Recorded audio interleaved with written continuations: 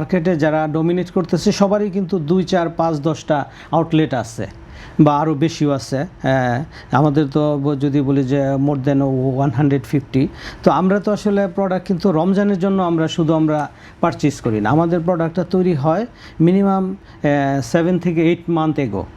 আমরা এটা তখন থেকেই আমরা ডিজাইন সব কিছু আমরা সিলেক্ট করি, নেক্সট ট্রেন্ড কী আসবে, কালার কী আসবে, কী ফ্যাব্রিক্স আসবে, তো চিন্তা করে তখন থেকে আমরা প্রকিউরমেন্ট শুরু করি এবং ড্রেস মেকিং শুরু করি এবং প্রাইস তো আমাদের তখনই কমপ্লিট হয়ে যায়।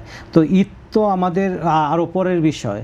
সাপোজ যদি এখন ওয়ার্ল্ড মার্কেটে যদি অনেক দাম বেড়েও যায়, কেউ অনেকে কিন্তু আমাদের তো বাড়ানোর সুযোগ নেই। আমরা তো প্রাইস তো আমাদের হয়ে গেছে আরও 3, 4 মাস 6 মাস আগেই।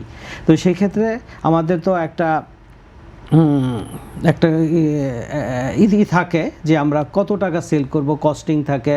কস্টিংয়ের উপরে আমরা বেসিস করে ঈদকে কখনো মাথায় রেখে আমরা এটা করি না, কারণ যে প্রোডাক্ট আমি তৈরি করি এটা 60% সেল হয়, বাকি 40% কিন্তু আমাকে নেক্সট আবার এটা বিক্রি করতে হবে। ওদের স্বপ্ন পূরণে পাশে থাকতে পেরে আমরা গর্বিত। কাজে ঈদ আসলে আমি দাম বাড়িয়ে দেবো এটাকে আমরা কখনো মাথায় রাখি না। এটা যদি এটা কিছু অসাধু ব্যবসায়ী যদি থাকে, তারা সাময়িক প্রফিটের জন্য করে, সেই ক্ষেত্রে এটার জন্য ক্রেতাদেরকে সাবধান হতে হবে।